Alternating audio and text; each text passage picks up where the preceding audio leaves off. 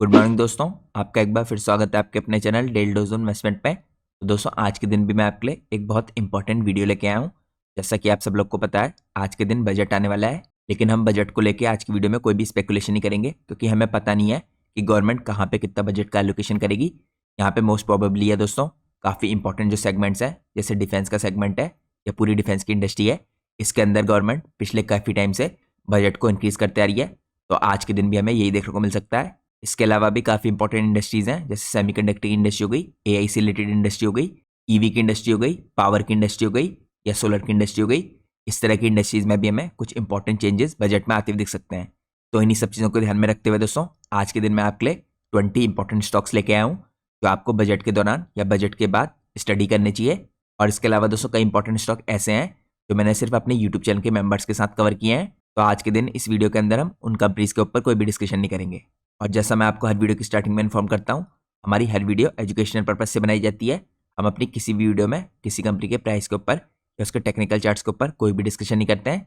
और दोस्तों मैं कोई सेबी रजिस्टर्ड रिसर्च एनालिस्ट या फाइनेंशियल एडवाइजर नहीं हूँ। तो अगर आपको मार्केट में कोई भी डिसीजन लेना है उससे पहले आप लोग को अपने सेबी रजिस्टर्ड रिसर्च एनालिस्ट या फाइनेंशियल एडवाइजर की सलाह लेना बहुत ज़रूरी है, क्योंकि अगर आप किसी के भी रैंडम रिकमेंडेशन पे अपने डिसीजन को बेस करेंगे तो आप लोग को मार्केट में हैवी लॉस उठाना पड़ सकता है। इसलिए मार्केट में हमेशा कॉशियस रहिए। इसके अलावा अगर आप लोग को मेरे चैनल की मेंबरशिप लेनी है तो आप लोग को सिंपली यहाँ पे ज्वाइन बटन पे क्लिक करना है। आप ज्वाइन बटन पे क्लिक करके मेरे चैनल की मेंबरशिप ले सकते हैं। इसके अंदर आपको डिफरेंट तरह की मेंबरशिप देखने को मिलेंगी। हर मेंबरशिप की कुछ खास एडवांटेज हैं। यहाँ पर दोस्तों जो चौथी मेन इंपॉर्टेंट मेंबरशिप है प्लेटिनम इन्वेस्टर वाली, उस मेंबरशिप को लेने के बाद आप डायरेक्टली मेरे से कॉन्टैक्ट भी कर सकते हैं। मेरा ईमेल एड्रेस आपको स्क्रीन में सामने देखने को मिल जाएगा। तो आपको दोस्तों इस मेंबरशिप की एडवांटेज क्या मिलेगी, जैसे आप ज्वाइन बटन पर क्लिक करके चैनल की मेंबरशिप लेंगे, आपको उसके बाद मेंबरशिप टैब विजिबल होगा। इस मेंबरशिप टैब के अंदर मैं आपके लिए काफ़ी इंपॉर्टेंट कंपनीज के ऊपर डिटेल फंडामेंटल एनालिसिस की वीडियोस पोस्ट करता हूँ। मैंने यहाँ पे 3 दिनों पहले आपके लिए एक इंपॉर्टेंट एफएमसीजी कंपनी है इसको कवर किया था रिजल्ट आने के बाद। यहाँ पे हमने इसके बिजनेस को काफ़ी डिटेल में समझा था। तो आप इस बिजनेस को चेकआउट कर सकते हैं, इसके डिटेल एनालिसिस को। इसके अलावा भी आपको मेंबरशिप टैब के अंदर काफ़ी इंपॉर्टेंट कंपनीज के ऊपर डिटेल वीडियोज देखने को मिलेंगी। तो जैसे मैंने आपको दोस्तों वीडियो की स्टार्टिंग में बताया था, हमने आज की अपनी वीडियो से भी कुछ इंपॉर्टेंट कंपनीज को एक्सक्लूड कर रखा है, क्योंकि वो वीडियो मैंने पहले से ही अपने यूट्यूब चैनल के मेंबर्स के साथ डिस्कस की हैं। तो वो सारी इंपॉर्टेंट कंपनीज आज की वीडियो में शामिल नहीं है, लेकिन आप इन कंपनीज को चेकआउट कर सकते हैं चैनल की मेंबरशिप लेने के बाद। तो ये तो पहले एडवांटेज है दोस्तों चैनल की मेंबरशिप लेने की। इसके अलावा आपको एक और एडवांटेज मिलेगी चैनल की मेंबरशिप लेने की, आप लोग को मेरे मेंबर्स ओनली टेलीग्राम चैनल को ज्वाइन करने का मौका मिलेगा। मेंबरशिप लेने के बाद आप लोग को पोस्ट पे क्लिक करना है। पोस्ट के अंदर आपको मेरे मेंबर्स ओनली टेलीग्राम चैनल का लिंक देखने को मिलेगा। मेंबर्स ओनली टेलीग्राम चैनल के अंदर भी दोस्तों मैं आपके साथ काफ़ी इंपॉर्टेंट डिटेल शेयर करता हूँ। स्पेशली यहाँ पे जब कंपनीज रिजल्ट पोस्ट करती हैं तो मैं आपके साथ रिजल्ट कवर करता हूँ। कंपनी की जो गाइडेंस होती है, जो यहाँ पे मैनेजमेंट फाइलिंग करता है एक्सचेंजेस को, उन सब की भी डिटेल में आपके साथ डिस्कस करता हूँ। इसके अलावा इंडस्ट्रीज़ के अंदर जो ट्रेंड चल रहे होते हैं उनको भी हम यहाँ पे इसके अंदर डिस्कशन करते हैं। तो हमारा डिस्कशन मेनली रहता है इंडस्ट्रीज़ के ऊपर और कंपनीज के ऊपर। लेकिन जैसा मैं आपको पहले बता चुका हूँ, हम अपने चैनल पर किसी प्रकार का कोई रिकमेंडेशन नहीं देते हैं। तो यहाँ पे दोस्तों आप पोस्ट के अंदर जाके मेरे मेंबर्स ओनली टेलीग्राम चैनल को इसके अंदर जो लिंक दिया गया है उसके थ्रू ज्वाइन कर सकते हैं। तो ये तो मैंने आपको चैनल की मेंबरशिप लेने की कुछ खास एडवांटेज बताई। अब मैं आपको सीधे लेके चलता हूँ आज की हमारी इंपॉर्टेंट कंपनीज पे, जो आप लोगों को आज के बजट के बाद स्टडी करनी चाहिए। तो आज की दोस्तों हमारी सबसे पहले इंपॉर्टेंट कंपनी बिलोंग करती है इलेक्ट्रॉनिक मैन्युफैक्चरिंग के सेक्टर को, और इस कंपनी का नाम है एमट्रॉन इलेक्ट्रॉनिक्स लिमिटेड। तो आप लोग को पता होना चाहिए दोस्तों कई और इंपॉर्टेंट कंपनीज हैं इस टाइम पे इलेक्ट्रॉनिक मैन्युफैक्चरिंग के अंदर, जैसे केन्स टेक्नोलॉजीज हो गई, शर्मा हो गई या उसके अलावा एवलॉन हो गई। आप उन कंपनीज को भी स्टडी कर सकते हैं। लेकिन आज के दिन हम डिस्कशन करने वाले हैं एमट्रॉन इलेक्ट्रॉनिक्स के ऊपर। तो ये कंपनी दोस्तों करंटली फोकस करती है पीसीबी असेंबली के ऊपर, सिस्टम इंटीग्रेशन के ऊपर और ओडीएम सर्विसेज के ऊपर for sectors like automotive, medical industries और डिफेंस।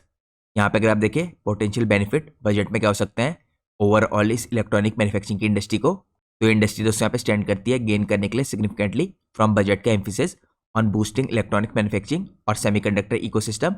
आप सब लोग को पता है दोस्तों गवर्नमेंट लगातार यहाँ पे बूस्ट करना चाहिए इलेक्ट्रॉनिक मैन्युफैक्चरिंग और सेमीकंडक्टर की इकोसिस्टम को इंडिया में। तो डायरेक्टली इसका बेनिफिट आपको सेमीकंडक्टर इंडस्ट्रीज की कंपनी में और इसके अलावा इलेक्ट्रॉनिक मैन्युफैक्चरिंग की इंडस्ट्री के अंदर की कंपनीज में होता हुआ दिखेगा। इसके अलावा दोस्तों यहाँ पे एक्सपेक्टेड है increase in PLI scheme allocation for electronic component और सेमीकंडक्टर्स। तो यहाँ पे आपको इलेक्ट्रॉनिक मैन्युफैक्चरिंग की इंडस्ट्री के अंदर जो इंसेंटिव्स हैं इनके अंदर एनहांसमेंट आता दिख सकता है फॉर डोमेस्टिक प्रोडक्शन और वैल्यू एडिशन। एडिशनली दोस्तों यहाँ पे पोटेंशियल जो ड्यूटी करेक्शन है on critical imports like PCB और tax breaks for R N D in AI integrated electronics, यहाँ पे लोअर कर सकते हैं कॉस्ट को और इंप्रूव कर सकते हैं कॉम्पिटिटिवनेस को इंडिया की इलेक्ट्रॉनिक मैन्युफैक्चरिंग की इंडस्ट्री के अंदर। तो बजट दोस्तों पुश कर सकता है मैन्युफैक्चरिंग क्लस्टर्स को और स्किल डेवलपमेंट को इन एडवांस इलेक्ट्रॉनिक्स, और ये फर्दर यहाँ पे सपोर्ट करते हैं एमट्रॉन का जो एक्सपेंशन प्लान है इसको, specially in high growth areas like EVs, drones, defence electronics. और ये पोटेंशियली ड्राइव कर सकता है हायर ऑर्डर के इन्फ्लोज को और एक्सपोर्ट अपॉर्चुनिटीज को फ्यूचर में। आप लोग को दोस्तों पता होना चाहिए, यहाँ पे मैंने रिसेंटली आपके लिए एक और इंपॉर्टेंट वीडियो पोस्ट की थी जिसमें मैंने इंडिया और यूरोप के बीच में जो इंपॉर्टेंट ट्रेड डील हुई है उसको भी डिस्कस किया था। तो यहाँ पे दोस्तों इस डील का इंडिया की जो इलेक्ट्रॉनिक मैन्युफैक्चरिंग की इंडस्ट्री है उसको भी आपको बेनिफिट होता दिख सकता है। तो मैंने आपके साथ कुछ बेसिक इन्फॉर्मेशन शेयर की। आप लोग को पता होना चाहिए दोस्तों, इस कंपनी के ऊपर मैं आपके लिए पहले ही एक डिटेल फंडामेंटल एनालिसिस की वीडियो पोस्ट कर चुका हूँ अपने मेन चैनल पे। तो आप इस कंपनी के ऊपर डिटेल एनालिसिस की वीडियो को चेकआउट कर सकते हैं अगर आप लोग को इसके बिजनेस को डिटेल में समझना है। अब हम चलते हैं नेक्स्ट पार्ट में। नेक्स्ट पार्ट में दोस्तों अगर आप देखें, पास्ट में गवर्नमेंट ने कुछ इंपॉर्टेंट स्कीम्स निकाली थी जिससे यहाँ पे इस इंडस्ट्री को फायदा हुआ था। यहाँ पे प्रोडक्शन लिंक इंसेंटिव यानी पीएलआई स्कीम थी फॉर इलेक्ट्रॉनिक मैन्युफैक्चरिंग 2022 में फॉर स्केलिंग प्रोडक्शन। मॉडिफाइड यहाँ पे स्पेशल इनिशिएटिव पैकेज था जो 2012 से 2020 तक था। इसके अलावा यहाँ पे कैपिटल सब्सिडीज दी गई थी। इलेक्ट्रॉनिक मैन्युफैक्चरिंग क्लस्टर था दोस्तों ईएमसी।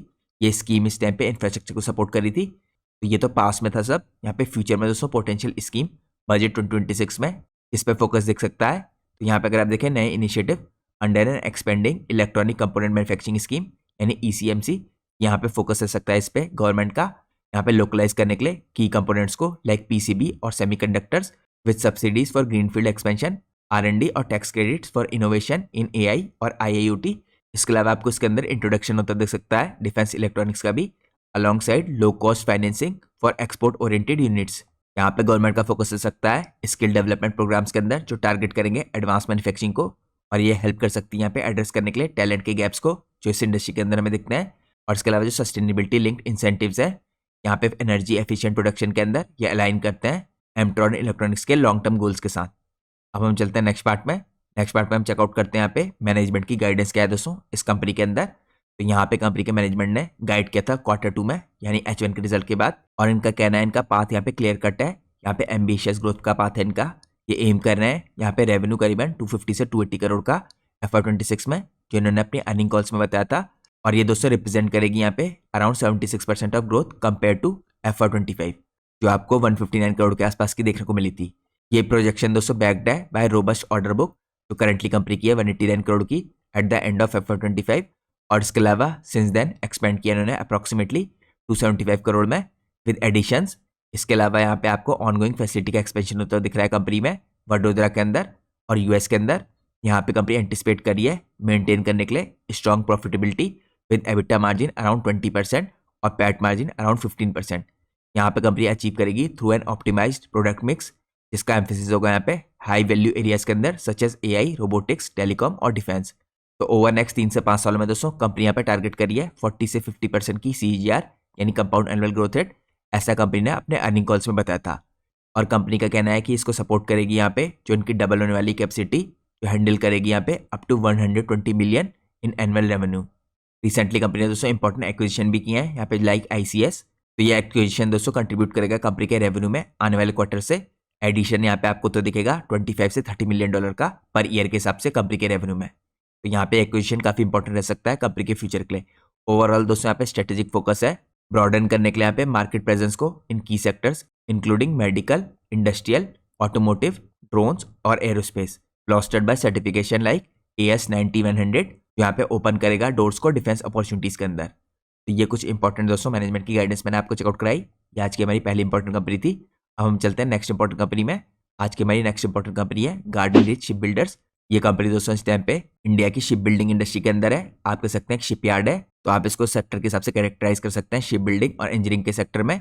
ये स्पेशलाइज करती है वॉरशिप्स के अंदर, कमर्शियल वेसल्स के अंदर, मैरीटाइम इंफ्रास्ट्रक्चर के अंदर फॉर डिफेंस और एक्सपोर्ट मार्केट्स।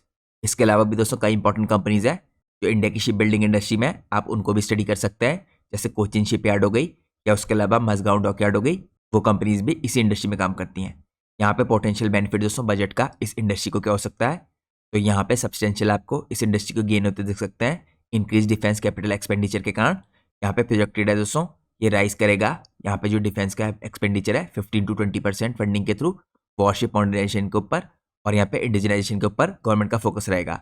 हायर एलोकेशन आपको होता हुआ दिखेगा मैरीटाइम इंफ्रास्ट्रक्चर के अंदर अंडर सरगम माला 2.0 इंक्लूडिंग यहाँ पे पोर्ट्स के अपग्रेड, ग्रीन यहाँ पे शिपिंग के इनिशिएटिव्स, ये दोस्तों बूस्ट करेंगे कमर्शियल ऑर्डर्स को। एक्सपोर्ट के जो इनिशिएटिव्स हैं, लो कॉस्ट फाइनेंसिंग है शिपयार्ड्स के लिए, ये एनहांस कर सकती है यहाँ पे कॉम्पिटिटिवनेस को इन इंटरनेशनल मार्केट। यहाँ पे दोस्तों इसके अलावा जो स्किल डेवलपमेंट है एडवांस शिप बिल्डिंग टेक्नोलॉजीज के अंदर, ये भी सपोर्ट कर रहा है यहाँ पे कैपेसिटी एक्सपेंशन को हैंडल करने के लिए larger products like next generation corvettes और फ्रिजेट्स। अगर आप पास्ट में देखें दोस्तों यहाँ पे गवर्नमेंट की क्या स्कीम्स रही हैं इस इंडस्ट्री के अंदर, तो शिप बिल्डिंग फाइनेंसिंग यहाँ पे असिस्टेंट पॉलिसी थी जो आपको 2016 में देखने को मिली थी। यहाँ पे सब्सिडीज दी गई थी दोस्तों। इसके अलावा सरगम वाला प्रोग्राम था 2015 में फॉर पोर्ट और इंफ्रास्ट्रक्चर फंडिंग। इसके बाद आपको मैरीटाइम डेवलपमेंट फंड दिखा था 2021 में, स्पेशली यहाँ पे लो कॉस्ट लोन्स के लिए। तो ये दोस्तों कुछ इंपॉर्टेंट पास्ट में डेवलपमेंट हुए थे। अब हम चेकआउट करें यहाँ पे 2026 के बजट में क्या डेवलपमेंट हो सकता है। तो यहाँ पे एक्सटेंशन आता हुआ दिख सकता है दोस्तों। जो पुरानी स्कीम थी इसके अंदर ही ₹69,000 करोड़ के आसपास package for green shipping and cluster यहाँ पे सब्सिडाइज कर सकते हैं इको फ्रेंडली वेसल्स को। इसके अलावा R&D इनिशिएटिव्स हैं दोस्तों और एक्सपोर्ट ओरिएंटेड डिजाइंस और स्किल प्रोग्राम्स ये एडवांस कर सकते हैं यहाँ पे बिल्डिंग और मॉड्यूलर कंस्ट्रक्शन को alongside reforms to ease foreign collaboration. तो ये कुछ इंपॉर्टेंट डेवलपमेंट आपको बजट में दिख सकते हैं इस इंडस्ट्री को लेके। इसके अलावा अगर मैनेजमेंट की गाइडेंस देखें दोस्तों, तो मैनेजमेंट यहाँ पे गाइड कर रहा है स्टडी 25 to 30% की ईयर ऑन ईयर बेस पे रेवेन्यू की ग्रोथ FY26 में। कंपनी ने भी दोस्तों यहाँ पे रिजल्ट पोस्ट कर दिए हैं Q3 के, जो मैंने आपके साथ पहले शेयर कर दिए हैं, तो आप उनको भी चेकआउट कर सकते हैं। तो यहाँ पे दोस्तों रेवेन्यू में आपको 38% का इंक्रीज दिखा है पहले हाफ के मुकाबले ईयर के। यहाँ पे एक्सपेक्ट किया रहा है जो ऑर्डर बुक है ये सरपास कर जाएगी 50,000 करोड़, ऐसा मैनेजमेंट का कहना है bye end of FY26। Primarily यहाँ पे फ्यूल्ड है दोस्तों ये by major projects like next generation corvette, आप NGC कह सकते हैं, जिनकी वैल्यू आपको 25,000 से 3,000 करोड़ की दिखेगी। यहाँ पे जो प्रॉफिटेबिलिटी है दोस्तों ये प्रोजेक्टेड है स्ट्रॉन्ग रहेगी with EBITDA margin in 20 to 30% range. ये अंडरपिंड है दोस्तों बाय सिग्निफिकेंट यहाँ पे कैपेसिटी एनहांसमेंट जो कंपनी करी है। ये इंक्रीज करेगा यहाँ पे शिप बिल्डिंग कैपेसिटी को फ्रॉम यहाँ पे 24 to 32 वेसल्स बाय 2026। तो अभी तक दोस्तों यहाँ पे 24 वेसल्स कंपनी बना पाती थी, अब यहाँ पे इसकी कैपेसिटी 32 वेसल्स की हो जाएगी 2026 के अंत तक, और आपको यहाँ पे आने वाले 4 सालों में ये कैपेसिटी बढ़ के 40+ की होती दिखेगी। तो ये सब दोस्तों आपको आने वाले 4 सालों में तो दिखेगा ब्राउनफील्ड और ग्रीनफील्ड एक्सपेंशन के थ्रू। इसके अलावा अगर आप देखें स्ट्रेटेजिक जो एम्फेसिस है दोस्तों इस टाइम पे फास्ट एग्जीक्यूशन के ऊपर है। ऑनगोइंग जो कॉन्ट्रैक्ट है यहाँ पे सच एस P-17A फ्रिजेट्स और इसके अलावा ASW SWC शिप्स है, यहाँ पे प्रायोरिटाइज किया जा रहा है इंडियनाइजेशन को और यहाँ पे एक्सपोर्ट की ग्रोथ को। एडिशनली दोस्तों यहाँ पे जो कोलैबोरेशन है स्पेशली विद US नेवी और यहाँ पे जो सब्सटेंशियल केपेक्स के प्लान है 40 से 50 बिलियन के आसपास रुपीज़ के, ये है यहाँ पे फैसिलिटीज़ में जो यहाँ पे मजगांव डॉक की है, और ये सीन है एज अ की एनेबलर यहाँ पे प्रोवाइड करने के लिए रेवेन्यू विजिबिलिटी जो एक्सटेंड होगी 2034 के बियॉन्ड। अब हम चलते हैं नेक्स्ट पार्ट में। नेक्स्ट पार्ट में हम चेकआउट करते हैं अगली इंपॉर्टेंट कंपनी को जिसका नाम है कृष्णा डिफेंस। यहाँ पे दोस्तों इसका सेक्टर भी डिफेंस का सेक्टर है, आप कह सकते हैं डिफेंस मैन्युफैक्चरिंग का। ये कंपनी करेंटली सप्लाई करती है कंपोनेंट्स को यहाँ पे नेवल शिप्स को, सबमरीन्स को और आर्मी सिस्टम्स को, इंक्लूडिंग स्टील सेक्शंस और इलेक्ट्रॉनिक्स। तो आप कह सकते हैं दोस्तों प्रॉक्सी है इस टाइम पे ये कंपनी शिप बिल्डिंग इंडस्ट्री की जितने भी टॉप के यहाँ पे शिप बिल्डर्स हैं सबको ये कंपनी सप्लाई करती है। इस कंपनी के ऊपर भी मैं आपके लिए डिटेल वीडियो बना चुका हूँ एनालिसिस की, तो आप उस वीडियो को मेरे चैनल पे जाके चेकआउट कर सकते हैं। तो यहाँ पे दोस्तों इस तरह की इंडस्ट्रीज के अंदर पोटेंशियल बजट में क्या बेनिफिट देखने को मिल सकता है हम चेकआउट करते हैं। यहाँ पे जो डिफेंस कैपेक्स है दोस्तों ये एक्सपेक्टेड है इंक्रीज करेगा 15 to 20%। तो यहाँ पे कृष्णा डिफेंस जैसी कंपनियां दोस्तों इंडिजिनाइजेशन के अंदर फोकस करती हैं जो ये ड्राइव कर सकता है इनके लिए नेवल कंपोनेंट और इलेक्ट्रॉनिक्स के बिजनेस को। यहाँ पे एलोकेशन होता हुआ दिखेगा आपको फॉर DRDO और R&D। यहाँ पे MSME के अंदर इनिशिएटिव्स हैं दोस्तों इन डिफेंस, ये सपोर्ट करेंगे यहाँ पे innovation in under water vehicles और कम्युनिकेशन सिस्टम्स। इसके अलावा यहाँ पे जो एक्सपोर्ट रिफॉर्म्स है दोस्तों ये टारगेट करें 50,000 करोड़ के एक्सपोर्ट 28 से 29 के बीच में। तो गवर्नमेंट लगातार यहाँ पे फोकस करिए अपने डिफेंस के एक्सपोर्ट्स को इंक्रीज करने के लिए। यहाँ पे दोस्तों ओपन रहेगी कंपनी इंटरनेशनल अपॉर्चुनिटीज़ के लिए भी। यहाँ पे जो अर्बन डेवलपमेंट फंड्स है दोस्तों ये ऐड कर सकते हैं यहाँ पे इंफ्रास्ट्रक्चर रिलेटेड डिफेंस के प्रोजेक्ट्स को।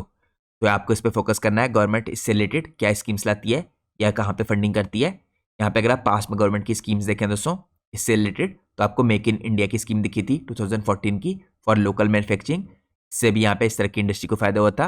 डिफेंस प्रोक्योरमेंट आपको प्रोसीजर दिखा था DPP 2020 का, इससे भी यहाँ पे इंडिजिनाइजेशन के अंदर इंडिया की कंपनी को फायदा हुआ था। तो इंडिजिनाइजेशन के प्रोक्योरमेंट के लिए दोस्तों काफ़ी इंपॉर्टेंट इक्विपमेंट्स पे जो इंपोर्ट होता था उस पर बैन लगा था। इसके अलावा इनोवेशंस फॉर डिफेंस एक्सीलेंस यहाँ पे आपको IDEX 2018 का जो ग्रांट्स थी इसने भी बेनिफिट दिखाया था इस इंडस्ट्री को। अब हम चलते हैं नेक्स्ट पार्ट में। नेक्स्ट पार्ट में हम चेकआउट करते हैं यहाँ पे पोटेंशियल स्कीम्स बजट में क्या दिख सकती हैं।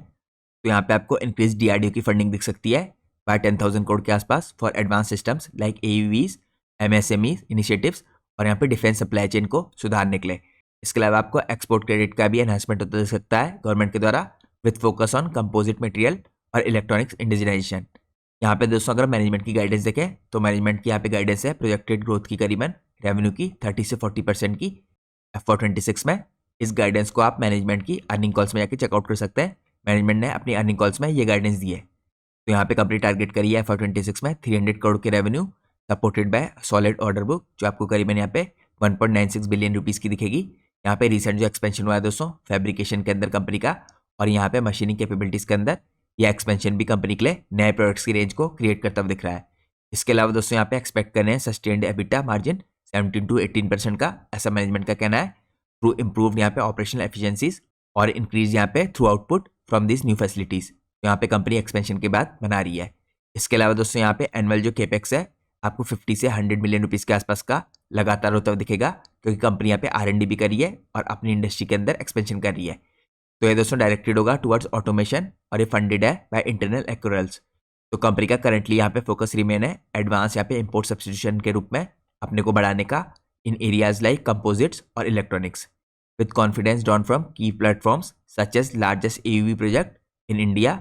और यहाँ पे ग्रोथ के पोटेंशियल है दोस्तों आपको इनके एसोसिएट कंपनीज की जो टेक्निकल कम्युनिकेशन सेगमेंट के अंदर दिखती है। तो ये आज की दोस्तों हमारी एक और इंपॉर्टेंट कंपनी थी जो डिफेंस इंडस्ट्री को बिलोंग करती है।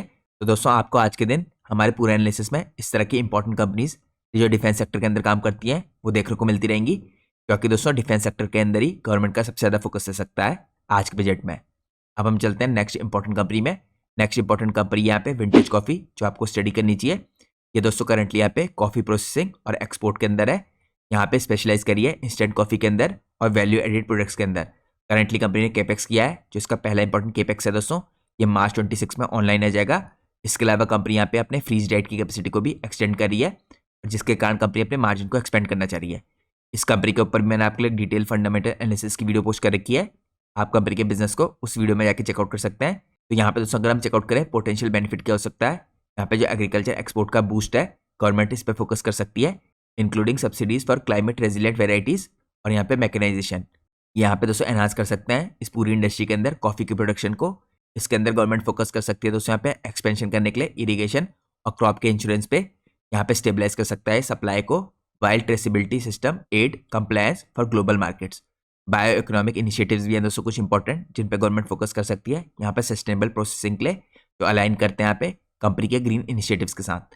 यहाँ पे अगर आप पास में देखें दोस्तों गवर्नमेंट की स्कीम्स, तो एक्सपोर्ट प्रमोशन स्कीम थी गवर्नमेंट की यहाँ पे 2012 से 17 की, यहाँ पे फ्लाइट असिस्टेंस दी गई थी इसमें। इसके अलावा रेनफॉल इंश्योरेंस स्कीम थी फॉर कॉफ़ी ग्रोवर्स, जिसको आप RISC के नाम से जानते थे, फॉर वेदर प्रोडक्शन। तो हो सकता है गवर्नमेंट इसको कंटिन्यू करती दिखे। यहाँ पे दोस्तों आपको इंटीग्रेशन होता दिखेगा कॉफ़ी डेवलपमेंट प्रोजेक्ट्स का।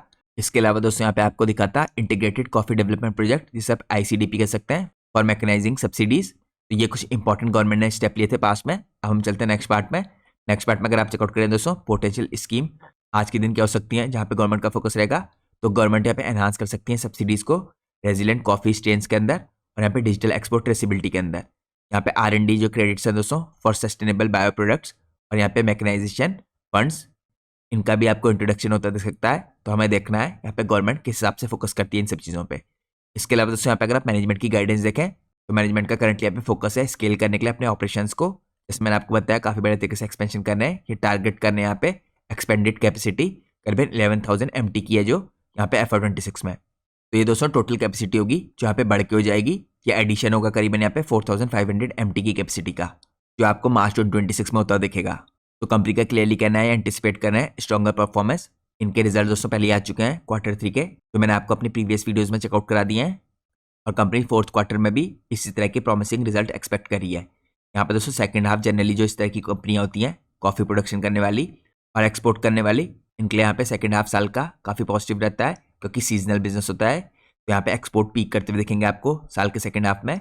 इसके अलावा दोस्तों विंटर भी कारण होता है जो पीक करते हैं यहाँ पे एक्सपोर्ट, और यहाँ पे आपको साल के अंत में जो यूटिलाइजेशन है ये भी नियर 100% के आसपास जाता दिख सकता है, ऐसा मैनेजमेंट का कहना है। साथ में मैनेजमेंट ने क्या रखा है दोस्तों, यहाँ पे आपको कंपनी के मार्जिन इंप्रूव होते दिखेंगे, जैसे आपको Q3 में भी होता हुआ दिखा था। यहाँ पे शिफ्ट होगा टुवर्ड्स प्रीमियम प्रोडक्ट मिक्स। तो कंपनी प्रोजेक्ट करिए दोस्तों यहाँ पे जो रेवेन्यू है फ्यूचर में फर्दर ग्रो करके 650 से 700 करोड़ का हो सकता है FY28 तक, और इसका सपोर्ट मिल रहा है यहाँ पे जो 45 करोड़ का कैपेक्स है ये ऐड कर रहा है 4,500 MT की कैपेसिटी, जैसे मैंने आपको चेकआउट करा दिया है। तो यहाँ पे दोस्तों ये सारी चीज़ें देखिए फंडेड है इंटरनल एक्रूअल्स के द्वारा विद इक्विटी डाइल्यूशन। यहाँ पे जो लॉन्गर टर्म के प्लान है कंपनी के, ये यहाँ पे रीच करने के करीबन 20,000 MT की कैपेसिटी नेक्स्ट 3 से 4 सालों में।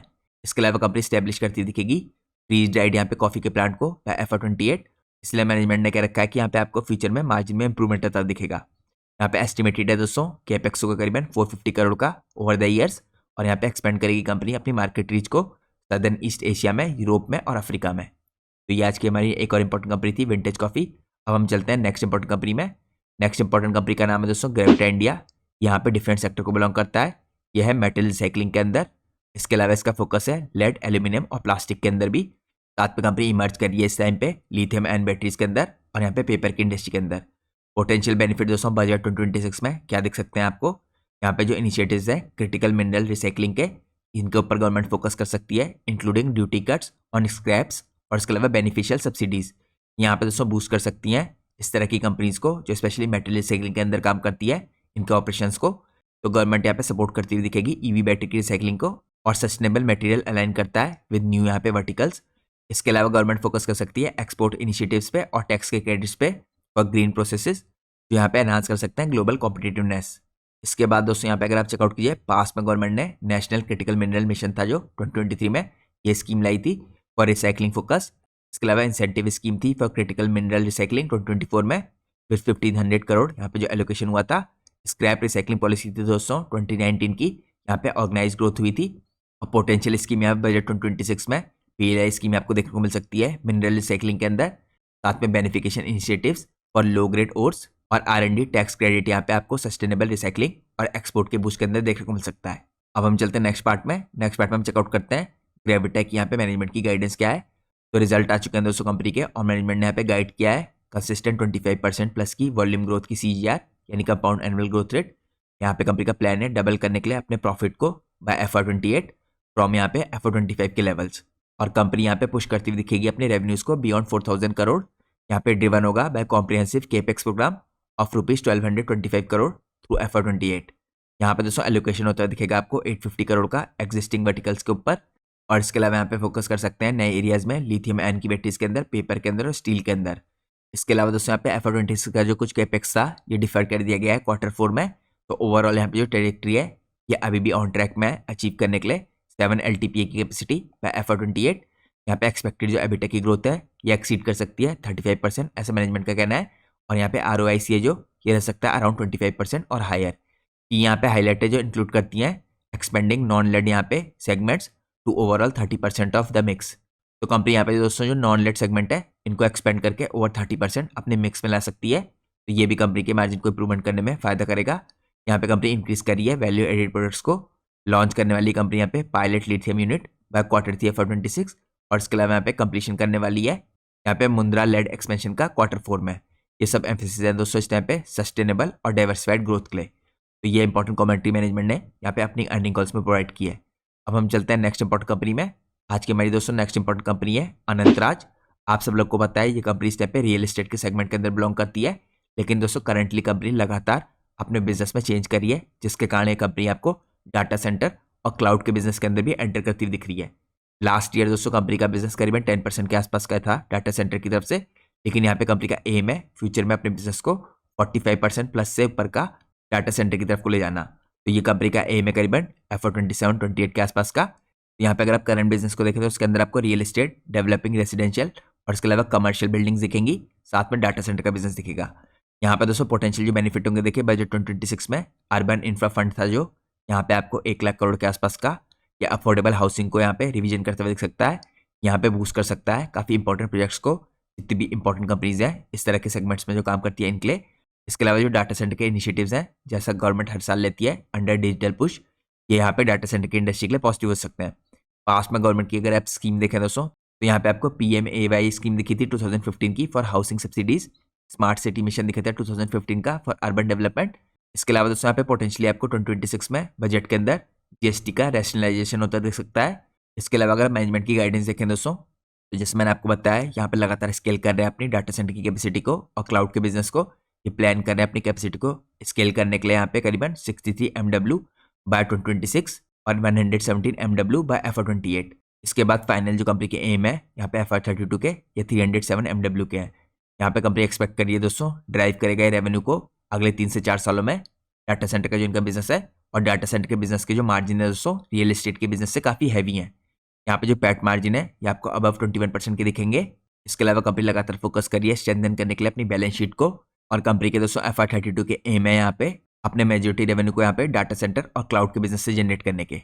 ये सब कंपनी ने अपनी अर्निंग कॉल्स में बताया है, जिसको आप चेकआउट कर सकते हैं मेरे चैनल पे जाके, जहाँ पे मैंने आपके लिए कंपनी के ऊपर डिटेल फंडामेंटल एनालिसिस की वीडियो पोस्ट की है। तो ये दोस्तों आज का हमारा एक और इंपॉर्टेंट स्टॉक था जो डाटा सेंटर की इंडस्ट्री के अंदर काम कर रहा है। अब हम चलते हैं नेक्स्ट पार्ट में। नेक्स्ट पार्ट में हम चेकआउट करते हैं यहाँ पे किलबर इंजीनियरिंग, जो कंपनी इंजीनियरिंग सेक्टर के अंदर है।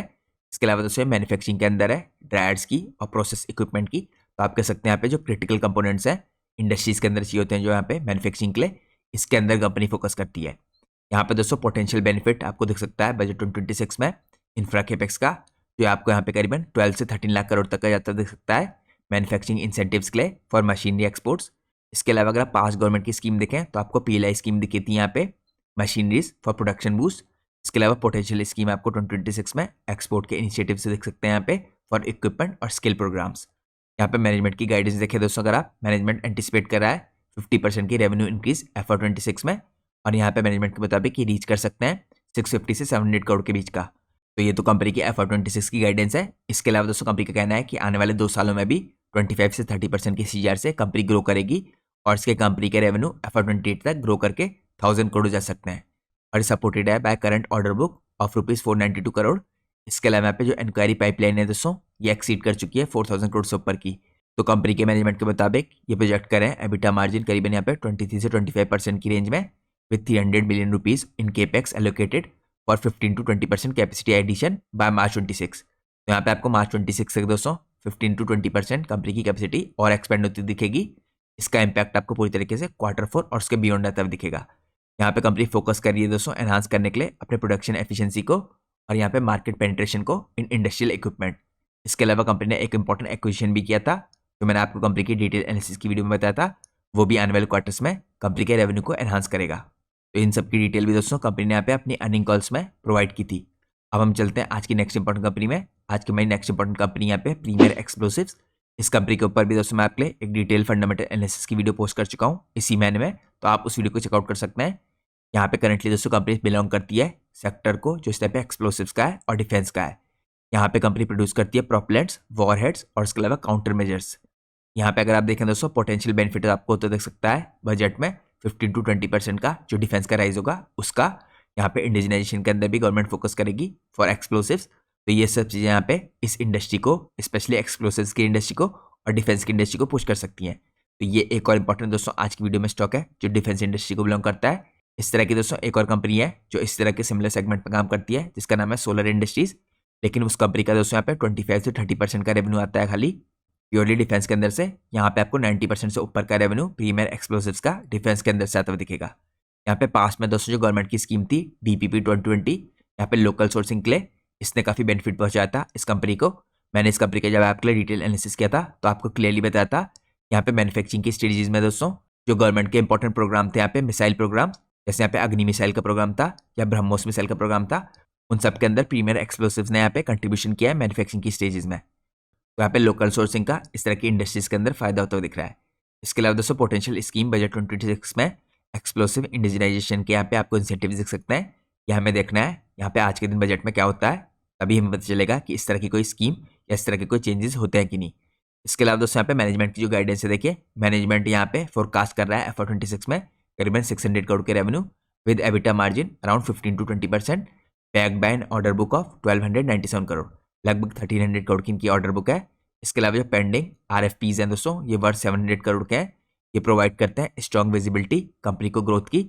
लॉन्ग टर्म प्लान्स जो कंपनी के हैं दोस्तों इस टाइम पे ये इंक्लूडेड है यहाँ पे 800 करोड़ का capex over next 10 years for new Orissa plant, supplemented by 300 crore fund raise to support expansion in propellants, warheads और डिफेंस काउंटर मेजर्स। इसके अलावा दोस्तों आपको एक और ध्यान देखना है, यहाँ पे जो यूरोप के साथ भी डील हुई है उसके अंदर भी काउंटर मेजर्स का आपको डेवलपमेंट और उत्तर दिख सकता है। और ओवरऑल दोस्तों वैसे भी अगर आप यूरोप को भी एक्सक्लूड कर दें तो आपको और जगहों से भी एक्सपोर्ट्स के अंदर यहाँ पे वॉरहेड्स हो गए या डिफेंस काउंटर मेजर्स हो गए, प्रोपेलेंट्स हो गए, इन सब की डिमांड ग्लोबल लेवल पे भी बढ़ती हुई दिख रही है। जैसी करंटली यहाँ पे दुनिया में कंडीशन है। तो ये एक और इंपॉर्टेंट स्टॉक था दोस्तों जो डिफेंस की इंडस्ट्री को बिलोंग करता है। अब हम चलते हैं नेक्स्ट इंपॉर्टेंट कंपनी में। नेक्स्ट इंपॉर्टेंट कंपनी का नाम है डाटा पैटर्न्स। ये एक और डिफेंस की कंपनी है दोस्तों। ये करेंटली सेक्टर में डिफेंस इलेक्ट्रॉनिक्स के, इसका मेन फोकस यहाँ पे इलेक्ट्रॉनिक्स के अंदर है, डिफेंस से रिलेटेड। यहाँ पे अगर आप चेकआउट कीजिए, कंपनी करती है डिजाइनिंग रडार्स की, ईडब्ल्यू सिस्टम्स की और एवियोनिक्स की। यहाँ पे पोटेंशियल बेनिफिट आपको तो दिख सकता है ओवरऑल सारी डिफेंस कंपनी में, जो आपको सिमिलर दिखेगा जितनी भी मैंने आपको कंपनी दिखाई है वो बेनिफिट है यहाँ पे 15 to 20% का जो डिफेंस का केपेक्स है इसका। इसके अलावा आपको पीएलआई स्कीम आती दिख सकती है ड्रोन्स के लिए और इलेक्ट्रॉनिक्स के लिए। तो यहाँ पे कंपनी दोस्तों ड्रोन्स के अंदर भी काम कर रही है, उसका भी बेनिफिट कंपनी को हो सकता है। यहाँ पे पास की अगर गवर्नमेंट की स्कीम देखें तो पीएलआई स्कीम आपको 2020 की दिखी थी, प्रोडक्शन इंसेंटिव दिखे थे आपको यहाँ पे। इसके अलावा IDEX 2018 की यहाँ पे इनोवेशंस के लिए, ये भी काफ़ी इंपॉर्टेंट स्कीम थी जिसने कंपनी को बेनिफिट पहुंचाया था। पोटेंशियल स्कीम दोस्तों आपको बजट 2026 में यहाँ पे डीप टेक R&D फंडिंग से रिलेटेड और ड्रोन पीएलआई बूस्ट से रिलेटेड दिख सकती है। इसके अलावा अगर आप मैनेजमेंट की गाइडेंस देखें दोस्तों तो मैनेजमेंट एक्सपेक्ट कर रहा है 25 to 20% की रेवेन्यू ग्रोथ FY26 में, जो ब्रिंग करेगी यहाँ पे कंपनी के टोटल रेवेन्यू को 500 to 600 करोड़ के आसपास, with EBITDA margin holding study eight 35 to 40%, driven by current order book जो करीबन 1286 करोड़ की है। इसके अलावा एंटिसिपेटेड जो इन्फ्लो है कंपनी एक्सपेक्ट कर रही है यहाँ पे 1000 करोड़ के FY26 में, और पोटेंशियली कंपनी के मुताबिक ही राइज कर सकते हैं 2000 से 3000 करोड़ के आसपास ओवर नेक्स्ट 18 to 24 मंथ्स। यहाँ पे जो केपेक्स है दोस्तों 150 करोड़ का ओवर नेक्स्ट 2 ईयर्स, ये फोकस कर रहा है यहाँ पे एनहांस करने के लिए कैपेबिलिटीज को रडार्स के अंदर, इलेक्ट्रॉनिक वारफेयर के अंदर, इसके अलावा एवियोनिक्स के अंदर यहाँ पे कैपिटलाइज करने के लिए डिफेंस अपॉर्चुनिटीज को। अब हम चलते हैं नेक्स्ट इंपॉर्टेंट कंपनी में। आज की हमारी नेक्स्ट इंपॉर्टेंट कंपनी का नाम है NMDC। दोस्तों करेंटली बिलोंग करती है माइनिंग के सेक्टर को। आप सब लोगों ने देखा होगा दोस्तों पिछले कुछ टाइम से इंडिया की जो माइनिंग और मिनरल की इंडस्ट्री है वो आपको अप साइकिल में आती हुई दिख रही है। तो इंडिया के अंदर आपको माइनिंग के अंदर बूस्ट होता हुआ दिख रहा है। तो ये कंपनी दोस्तों यहाँ पे माइनिंग करती है, प्राइमरीली ये माइन करती है आयरन ओर को, और ये एक्सपेंड कर रही है यहाँ पे क्रिटिकल मिनरल्स के अंदर भी। तो पोटेंशियल बेनिफिट दोस्तों यहाँ पे बजट 2026 में आपको क्रिटिकल मिनरल की माइनिंग पॉलिसी दिख सकती है और एक्सपोर्ट ड्यूटी रिडक्शन होता दिख सकता है। गवर्नमेंट काफ़ी फोकस कर रही है दोस्तों यहाँ पे क्रिटिकल मिनरल्स के ऊपर और इसके अलावा रेयर अर्थ मेटल्स के ऊपर। तो यहाँ पे हमें देखना है गवर्नमेंट क्या नई पॉलिसी लाती है बजट में। पास्ट गवर्नमेंट की अगर आप स्कीम देखें तो नेशनल यहाँ पे क्रिटिकल मिनरल मिशन दिखा था आपको 2023 का फॉर माइनिंग बूस्ट। इसके अलावा मिनरल एक्सप्लोरेशन पॉलिसी दिखी थी 2016 में फॉर पार्टिसिपेशन। तो ये कुछ इंपॉर्टेंट स्कीम थी। तो आज के दिन दोस्तों बजट में आपको यहाँ पे बेनिफिकेशन सब्सिडीज दिख सकती हैं और इंपोर्ट कटिंग यहाँ पे इनिशिएटिव दिख सकते हैं।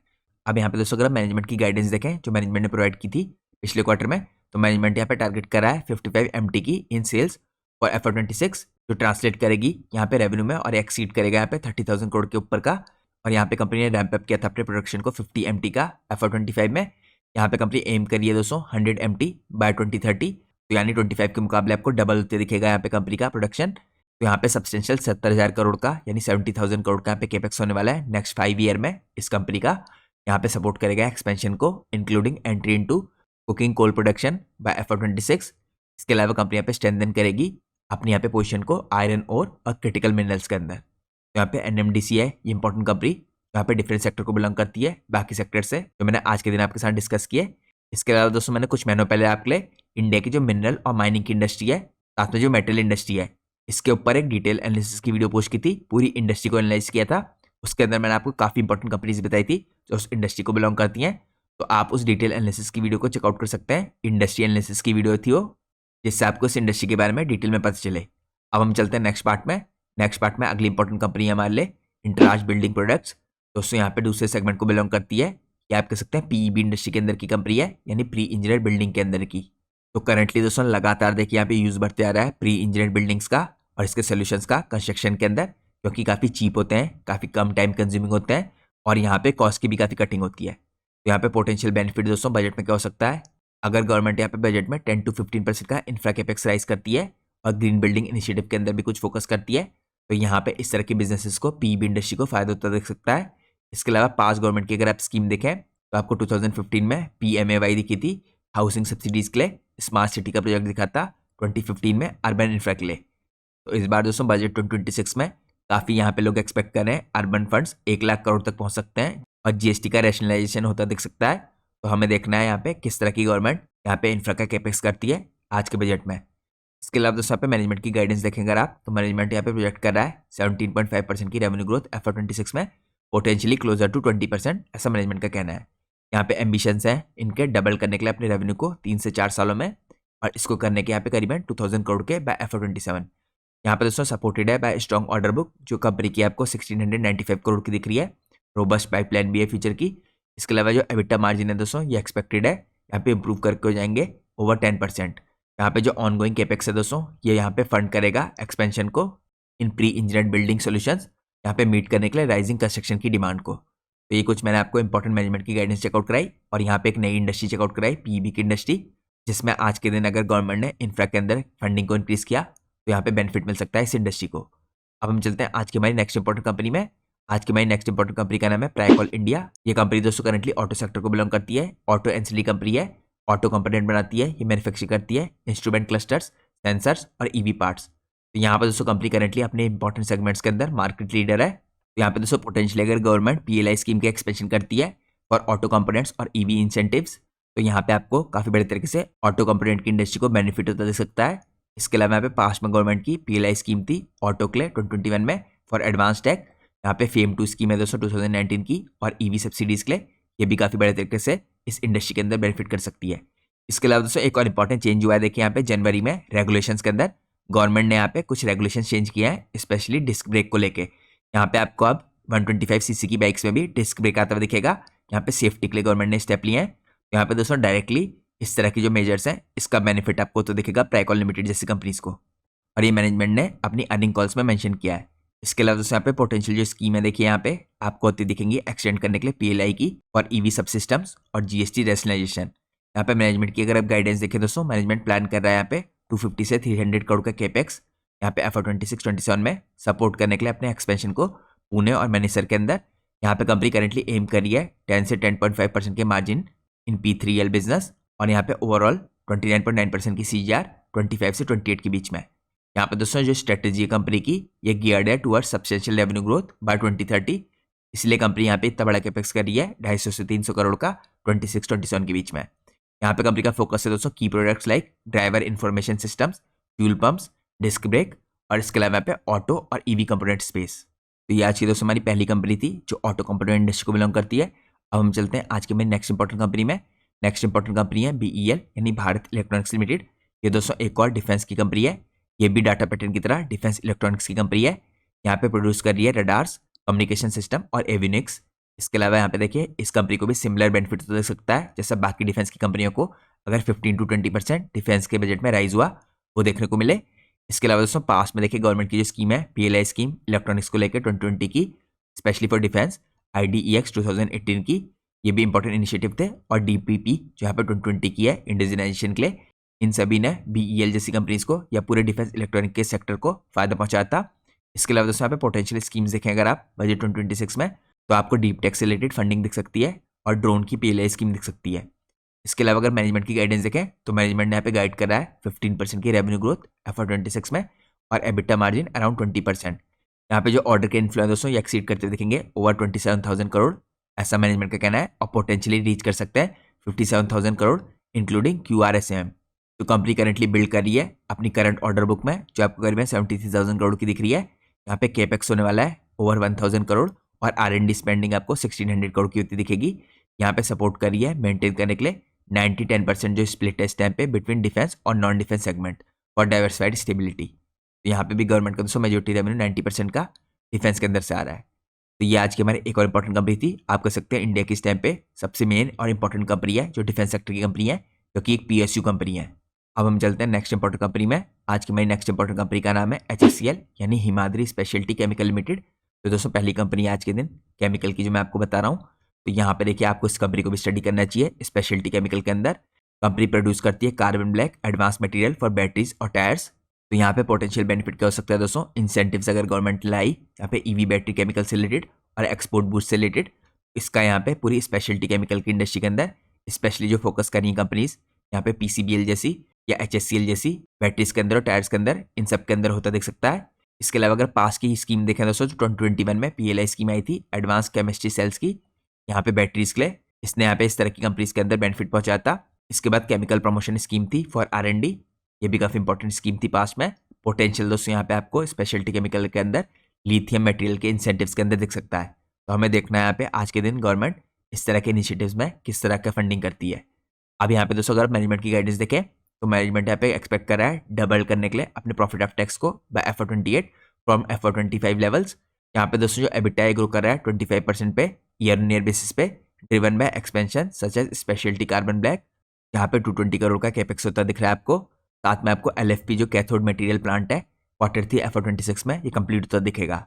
यहाँ पे इसके अंदर भी आपको 1125 करोड़ का खर्चा होता दिखेगा।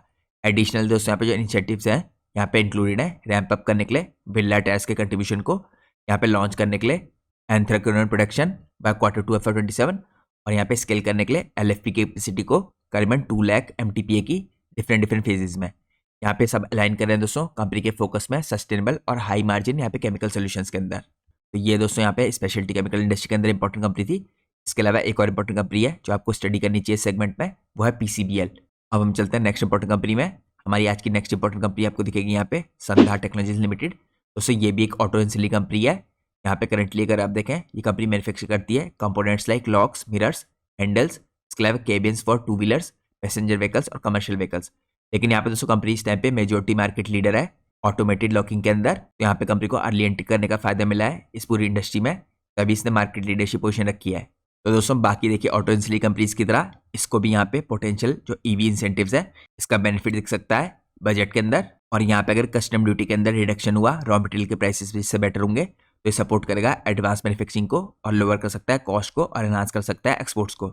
पास्ट में जो गवर्नमेंट की स्कीम थी दोस्तों PLI स्कीम थी यहाँ पे ऑटोमोबाइल्स और ऑटो कंपोनेंट की 2021 की फॉर एडवांस टेक, PM2 जो स्कीम थी 2019 की फॉर EV कंपोनेंट, इन सब ने यहाँ पे इस तरह की कंपनीज को बेनिफिट पहुंचाया था। यहाँ पे अगर पोटेंशियल स्कीम देखें बजट 2026 में, यहाँ पे एक्सपेंड कर सकती है government PLI scheme for EV सब सिस्टम्स, GST का रेशनलाइजेशन होता दिख सकता है फॉर कंपोनेंट्स। तो ये सब चीज़ों पे आपको ध्यान रखना है। अब यहाँ पे दोस्तों हम चेकआउट करते हैं मैनेजमेंट की गाइडेंस को।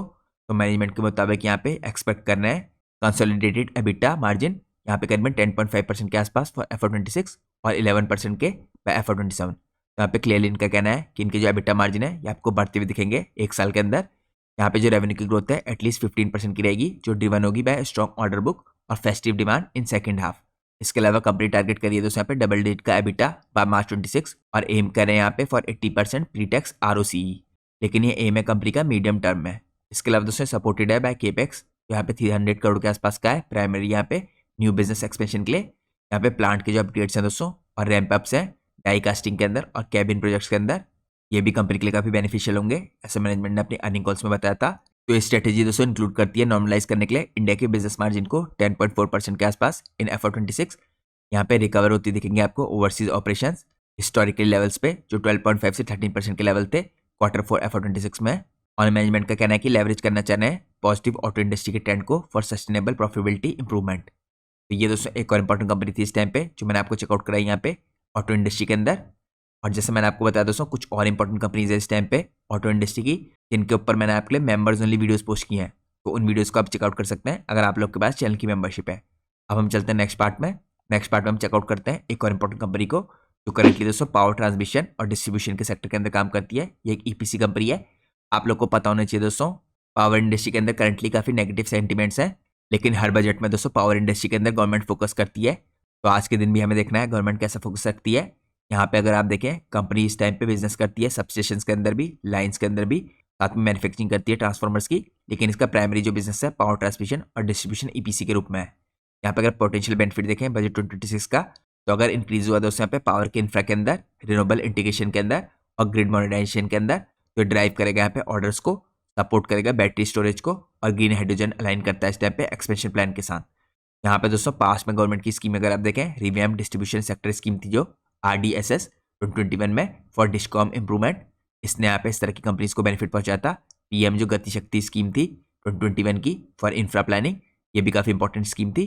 अब यहाँ पे दोस्तों हम चेकआउट करें यहाँ पे कि आज के दिन गवर्नमेंट यहाँ पे किस तरह की स्कीम्स में फोकस कर सकती है। तो आज के दिन दोस्तों अगर गवर्नमेंट ने यहाँ पे हायर एलोकेशन किया ट्रांसमिशन कैपेसिटी की तरफ को, यहाँ पे इंसेंटिव लिए लार्ज स्केल की बैटरी स्टोरेज की तरफ को, तो इसका आपको पावर EPC कंपनीज में बेनिफिट होता दिख सकता है। इसके अलावा दोस्तों यहाँ पे अगर मैनेजमेंट की गाइडेंस देखें तो मैनेजमेंट ने यहाँ पे रिट्रेट किया है अपनी रेवेन्यू के टारगेट को जो अप्रोक्सीमेटली 550 से 560 करोड़ के थे FY26 के लिए। तो कंपनी दोस्तों यहाँ पे स्केल अप के बाद अपने एम रख रही है 850 से 900 करोड़ के FY27 के और ओवर 1300 करोड़ बाय FY28। यहाँ पे जो पैट मार्जिन है दोस्तों मेंटेन रहेंगे, कंपनी का कहना है 9 से 10% के आसपास through execution of high margin projects. और यहाँ पे जो ग्रोथ है back by strong order book है, न्यू ट्रांसफॉर्मर जो मैन्युफैक्चरिंग कंट्रीब्यूशन है इसका 52 करोड़ का FY26 में हुआ है। इसने भी दोस्तों यहाँ पे नए रूप से ट्रांसफॉर्मर बनाने की शुरुआत की है और यहाँ पे 80 to 90 करोड़ का जाता दिखेगा FY27 में, ऐसा मैनेजमेंट का कहना है। यहाँ पे करंटली दोस्तों जो कैपेसिटी एक्सपेंशन है from 7,000 crore to 20,000 units annually, ये आपको होता दिखेगा यहाँ पे FY27 में। तो करंटली कंपनी का फोकस यहाँ पे ऑपरेशनल एक्सीलेंस के अंदर, इंटीग्रेशन के अंदर यहाँ पे AI बेस्ड सेंसर्स के फॉर एफिशिएंसी और कैपिटलाइज करने का यहाँ पे इंडिया के पावर सेक्टर के रिफॉर्म्स को। तो ये दोस्तों एक और इंपॉर्टेंट कंपनी है इस टाइम पे जो पावर सेक्टर के अंदर काम करती है। अब हम चलते हैं नेक्स्ट इंपॉर्टेंट कंपनी में। आज की हमारी नेक्स्ट इंपॉर्टेंट कंपनी है ट्रांसलेट लाइटिंग। दोस्तों ये कंपनी भी इस टाइम पे पावर ट्रांसमिशन EPC कंपनी है। ये मैन्युफैक्चर करती है टावर्स को, कंडक्टर्स को और लाइटिंग सोल्यूशंस को विद ग्लोबल ऑपरेशंस। तो कंपनी आप कह सकते हैं काफी स्ट्रॉन्ग ग्लोबल प्रेजेंस रखती है, एक्सपोर्ट भी करती है। पोटेंशियल बेनिफिट दोस्तों इस तरह की कंपनी को क्या हो सकते हैं, तो अगर यहाँ पे इंफ्रा कैपेक्स बढ़ता हुआ दिखा 12 से 13 लाख करोड़ का और यहाँ पे फोकस रहा गवर्नमेंट का ट्रांसमिशन कैपेसिटी को इंक्रीज करने का, तो ये पे बूस्ट कर सकता है EPC ऑर्डर्स को।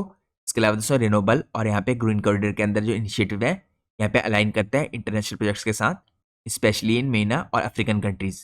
तो पोटेंशियली दोस्तों आज के दिन अगर गवर्नमेंट का फोकस रहा इंक्रीज करने के लिए फंडिंग ग्रिड के मॉडर्नाइजेशन में, एक्सपोर्ट इनिशिएटिव्स में, T&D इक्विपमेंट्स में, तो यहाँ पे इस तरह की कंपनी को, इस तरह की इंडस्ट्री को ट्रांसमिशन की जो EPC प्रोजेक्ट्स करती है इनको बेनिफिट मिलता दिख सकता है।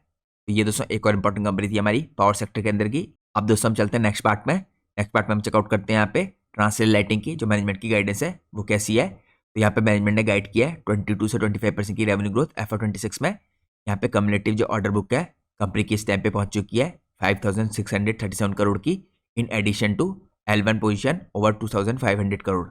यहाँ पे दोस्तों प्रोवाइड करती कंपनी को मल्टी ईयर की विजिबिलिटी।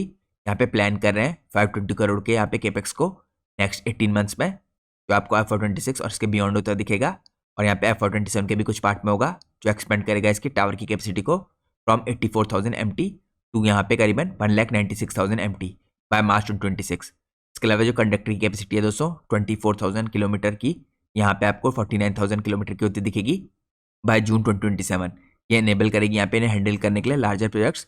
और यहाँ पे कंपनी का भी एम्फेसिस है दोस्तों डाइवर्सिफाइड मार्केट्स के अंदर, न्यू STLS कंडक्टर कैपेबिलिटीज के अंदर और सस्टेन मोमेंटम के अंदर यहाँ पे बोथ डोमेस्टिक और एक्सपोर्ट सेगमेंट में। अब हम चलते हैं आज की हमारी नेक्स्ट इंपॉर्टेंट यानी आखिरी कंपनी में, जो आज की हमारी 20वीं कंपनी है। इस कंपनी का नाम है एक्सिस गेट्स। दोस्तों एक्सिस गेट्स भी करेंटली एक डिफेंस की कंपनी है। ये कंपनी करेंटली अपने बिजनेस को शिफ्ट कर रही है सर्विस बेस्ड बिजनेस से प्रोडक्ट बेस्ड बिजनेस में। यहाँ पे अगर आप देखें किस सेक्टर के अंदर कंपनी काम कर रही है तो इंजीनियरिंग और एरोस्पेस सेगमेंट में काम कर रही है। मेनली इसके बिजनेस को आप कह सकते हैं एरोस्पेस इंडस्ट्री के अंदर का है। यहाँ पे प्रोवाइड करती है दोस्तों डिजाइन, मैन्युफैक्चरिंग और MRO सर्विसेज फॉर डिफेंस और एविएशन। यहाँ पे दोस्तों आपको बोइंग और एयरबस जैसी कंपनीज इसकी क्लाइंट दिखेंगी। इसके अलावा अगर आप देखें पोटेंशियल बेनिफिट इस तरह की कंपनीज को बजट में क्या दिख सकता है, तो यहाँ पे दोस्तों सिमिलर दिखेगा आपको जैसा मैंने बाकी डिफेंस की कंपनी में दिखाया था। अगर यहाँ पे बजट में 10 to 15% का इंक्रीज हुआ तो यहाँ पे एरोस्पेस R&D इनिशिएटिव के अंदर भी इंक्रीज होगा, जो यहाँ पे ड्राइव कर सकता है इस तरह की कंपनीज के ऑर्डर को। यहाँ पे अर्बन इंफ्रा जो फंड है और EV मैन्युफैक्चरिंग का बूस्ट है ये एक्सपेंड कर सकता है यहाँ पे नॉन कोर सेगमेंट्स को। इसके अलावा दोस्तों पास गवर्नमेंट की अगर आप स्कीम देखें IDEX 2018 और DPP 2020 फॉर लोकल प्रोक्योरमेंट, इसने भी बेनिफिट पहुंचाता है इस तरह की कंपनीज को। यहाँ पे पोटेंशियल जो स्कीम्स है दोस्तों R&D के टैक्स क्रेडिट की फॉर एरोस्पेस और MSME डिफेंस इनिशिएटिव्स, ये भी यहाँ पे इन सेगमेंट्स के लिए बेनिफिशियल हो सकते हैं। तो ये हमें देखना है आज के दिन गवर्नमेंट किस तरह के स्टेप लेती है इन सब चीज़ों के अंदर। अब हम चलते हैं नेक्स्ट पार्ट में। नेक्स्ट पार्ट में दोस्तों हम चेकआउट करते हैं यहाँ पे मैनेजमेंट ने करेंटली गाइडेंस क्या दे रखी है। तो यहाँ पे दोस्तों मैनेजमेंट ने इंपॉर्टेंट अपना देखिए एम रख रखा है जिसको मैनेजमेंट ने नाम दिया यहाँ पे पावर 930 का। यहाँ पे स्ट्रेटेजिक प्लान है कंपनी का है। यहाँ पे मैनेजमेंट टारगेट करा है रेवेन्यू करीबन 9,000 करोड़ के बाय 2030 और यहाँ पे कंपनी एक्सपेक्ट कर रही है रेवेन्यू की ग्रोथ करीबन 40% की यहाँ पे कोर सेगमेंट के अंदर ड्यूरिंग FY26। इसके अलावा कंपनी एक्सपेक्ट कर रही है दोस्तों ओवरऑल जो रेवेन्यू है ये डबल हो जाएंगे with in next 3 to 4 years. Primary यहाँ पे प्रोपेल्ड होगा अपॉर्चुनिटीज इन डिफेंस और एरोस्पेस के अंदर। साथ में कंपनी केपेक्स कर रही है दोस्तों काफी बड़े लेवल पे, यहाँ पे इन्वेस्टमेंट करी कंपनी डायरेक्ट कर रही है टुवर्ड्स एनहांसिंग MRO और यहाँ पे engineering capabilities with strong emphasis on indigenisation और इनिशिएटिव्स।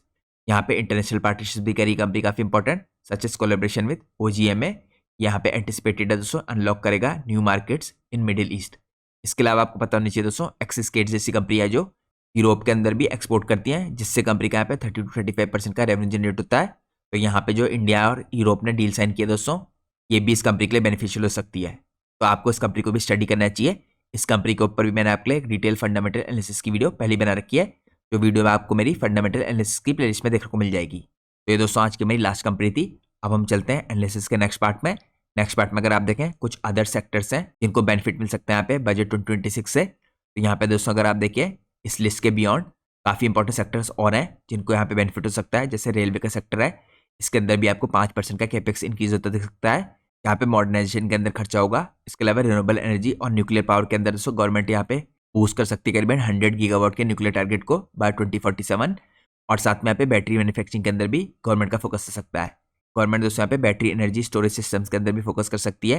इसके अलावा जो MSME है इन मैन्युफैक्चरिंग और AI, यहाँ पे बेनिफिट हो सकता है इनको फ्रॉम इनोवेटिव रिफॉर्म्स और स्किल डेवलपमेंट। इसके अलावा हेल्थ केयर हो गया, टूरिज्म हो गया, एग्रीकल्चर हो गया और इसके अलावा लॉजिस्टिक की इंडस्ट्री हो गई। इन सब के अंदर भी गवर्नमेंट बजट एलोकेशन इंक्रीज कर सकती है या नए डेवलपमेंट प्लान ला सकती है। ये लाइकली है दोस्तों यहाँ पे एलोकेशन जो होगा इनकी तरफ ग्रोथ की तरफ होगा और गवर्नमेंट का यहाँ पे फोकस करने वाला है कंजम्पशन के ऊपर भी और एम्प्लॉयमेंट के ऊपर भी। तो ये मैंने आपको कुछ और इंपॉर्टेंट सेक्टर दिखाया है जहाँ पे आज गवर्नमेंट का फोकस हो सकता है, तो आप इन सेक्टर्स को भी चेकआउट कर सकते हैं। अब हम चलते हैं लास्ट पार्ट में एनालिसिस के, जो है कंक्लूजन का। तो इंडिया का दोस्तों जो आज का बजट होगा देखिए यहाँ पे एक्सपेक्ट है प्रायोरिटाइज करेगा केपेक्स लेड ग्रोथ को इन डिफेंस, इंफ्रास्ट्रक्चर और मैन्युफैक्चरिंग। और यहाँ पे बेनिफिट हो सकता है काफ़ी इंपॉर्टेंट इंडस्ट्री को, चाहे सेमीकंडक्टर की इंडस्ट्री हो गई, डाटा सेंटर की इंडस्ट्री हो गई, शिप बिल्डिंग की इंडस्ट्री हो गई, इन सबको। क्योंकि दोस्तों यहाँ पे Q3 Q4 में भी काफ़ी इंपॉर्टेंट बिजनेस की जो गाइडेंस है वो स्ट्रॉन्ग दिख रही है। लेकिन अभी Q3 के रिजल्ट नहीं आए हैं, तो आपको देखना पड़ेगा Q3 में कंपनीज के परफॉर्मेंस कैसे रहते हैं। इस हिसाब से कंपनीज फोकस करती हैं यहाँ पे एक्सपेंशन पे, मार्जिन को इंक्रीज करने पे, इनोवेशन पे। और आपको आज खाली बजट के दिन ही फोकस नहीं करना है, आपको लगातार मॉनिटर करना है यहाँ पे एक्सक्यूशन को भी इन कंपनीज के। क्योंकि करंटली दोस्तों ग्लोबल चैलेंजेस चल रहे हैं जो अभी काफ़ी लंबे टाइम तक खींच सकते हैं। लेकिन ओवरऑल जो बजट का एम्फेसिस होगा ये इंडिजिनाइजेशन और सस्टेनेबिलिटी की पोजीशंस पे होगा और ये बजट फोकस करेगा इंडिया की लॉन्ग टर्म सक्सेस के ऊपर इवॉल्विंग इकोनॉमी में। तो ये दोस्तों आज का हमारा इंपॉर्टेंट एनालिसिस था। जैसा मैंने आपको वीडियो की स्टार्टिंग में इन्फॉर्म किया था, हमारी आज की वीडियो भी पूरी तरीके से एजुकेशन पर्पज से बनाई गई है। हमने किसी भी कंपनी के प्राइस के ऊपर या उसके टेक्निकल चार्ट्स के ऊपर कोई भी डिस्कशन नहीं किया। हमारा पूरा फोकस था कंपनीज के बिजनेस पे और यहाँ पे गवर्नमेंट के जो इनिशिएटिव्स आए थे पास्ट में उस पर। इसके अलावा हमने देखा यहाँ पे इन सारी कंपनीज ने जो गाइडेंस थी वो क्या थी। और दोस्तों मैं कोई सेबी रजिस्टर्ड रिसर्च एनालिस्ट या फाइनेंशियल एडवाइजर नहीं हूँ, तो अगर आपको मार्केट में कोई भी डिसीजन लेना है उससे पहले आप लोग को अपने सेबी रजिस्टर्ड रिसर्च एनालिस्ट और फाइनेंशियल एडवाइजर की सलाह लेना बहुत ज़रूरी है। क्योंकि अगर आप किसी की भी रैंडम रिकमेंडेशन पे मार्केट में इन्वेस्ट करेंगे तो आप लोग को मार्केट में लॉस उठाना पड़ सकता है। तो इन सब चीज़ों पर आपको फोकस करना है और मार्केट में हमेशा कॉशियस रहना है। होप करता हूँ आपको आज का एनालिसिस पसंद आया होगा। अगर आपको आज का एनालिसिस पसंद आया तो प्लीज़ वीडियो को लाइक कीजिए और चैनल को सब्सक्राइब कीजिए। Thanks for watching guys, take care.